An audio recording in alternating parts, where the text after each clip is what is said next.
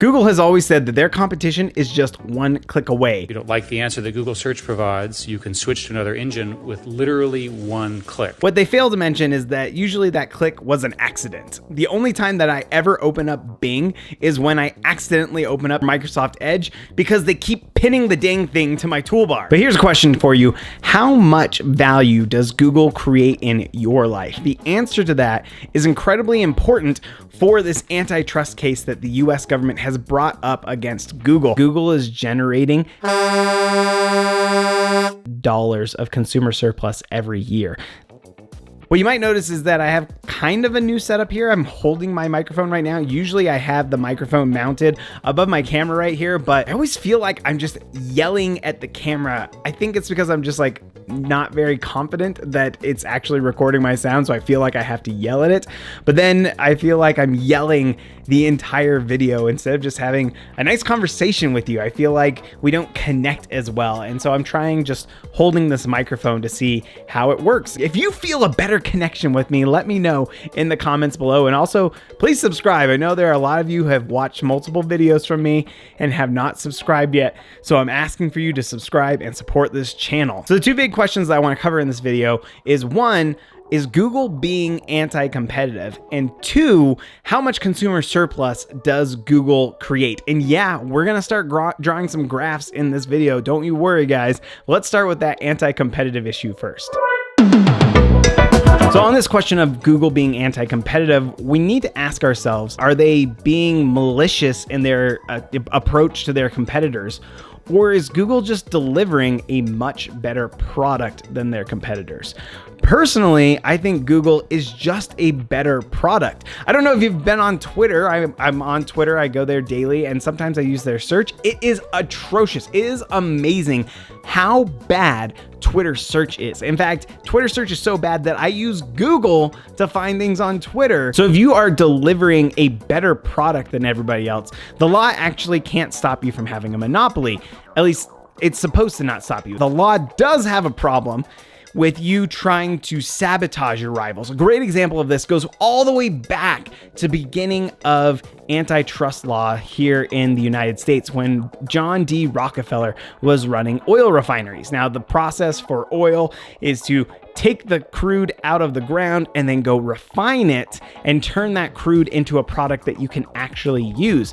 Now, John D. Rockefeller had a refining monopoly, which is a little curious because it is really hard to create a monopoly in refining. There are no barriers to entry. Everybody has the same costs and they're all producing the exact same thing. This is the recipe for perfect competition. In fact, right at the beginning of Rockefeller's refining career, there were so many refiners that there was just too much capacity for what people were producing. For every factory that was operating at full capacity, 2 sat empty. Like there was 3 times as much capacity relative to what was coming out of the ground.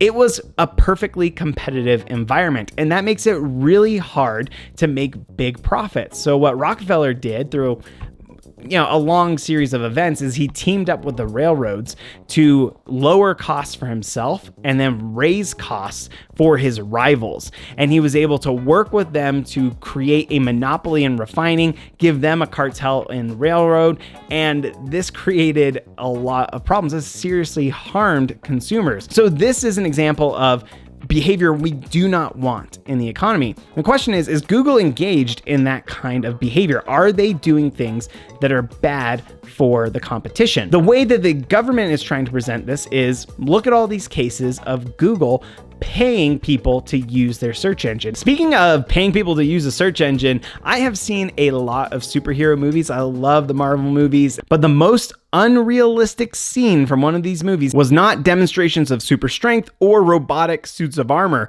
The most unrealistic part was when Peter Parker used Bing. That was seriously the most unrealistic thing, and that was because Microsoft paid Sony to put Bing in their movie. That was a little unauthentic right there. So is Google paying these other companies something that is anti-competitive? Well, let's give you an example of one of the things that they're doing. So Mozilla Firefox is a browser, and Google pays Mozilla to make Google the default search engine on Firefox. And that would kind of seem at first blush to be anti-competitive behavior. But in reality, people would be using Google anyway. The number one search term on Bing, by the way, is Google. So even if you put a default search engine up there, a lot of people are just going to switch back to Google, but they'll be using the Firefox browser. Well, Mozilla is a nonprofit company. They don't have sources of revenue where they're selling off their browser. They're not selling advertising.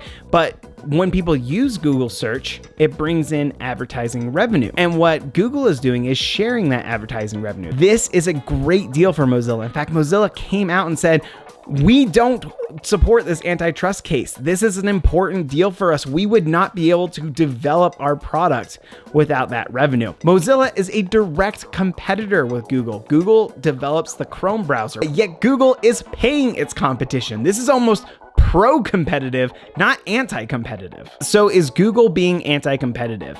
I don't know the strict legal definitions or all the things going on behind the scenes, but from the evidence that the government is presenting, I'm just not that convinced. The second question that we want to look at is whether Google is harming consumers. And this is where the classic monopoly graphs from your econ classes come in. Let's start applying that material to policy right now. Normally, when we think of a monopoly, we think of these classic curves where you have a demand curve, a marginal revenue curve, and a marginal cost curve. The monopolist produces at the point where the marginal revenue equals marginal cost. But because they can charge what they want, they charge all the way up to the maximum willingness to pay. And so we get this really high price. In this world, this red triangle is consumer surplus, but in a perfectly competitive world, price would equal marginal cost, and that means we are losing out on all of this consumer surplus. This is the harm that monopolies normally do to consumers. But this is the wrong curve to be thinking about with Google.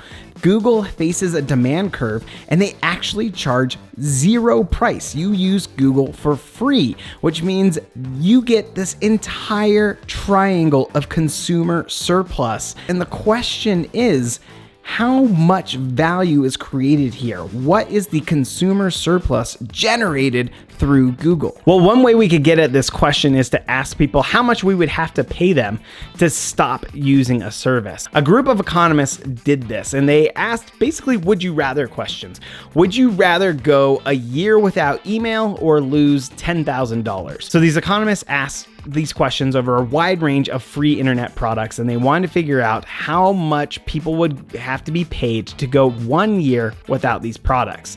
The third most valued products was digital maps, things like Google Maps. The median person was willing to give up maps for 1 year for $3,648. The second most valued product was email, which people to give up for a year would require $8,414.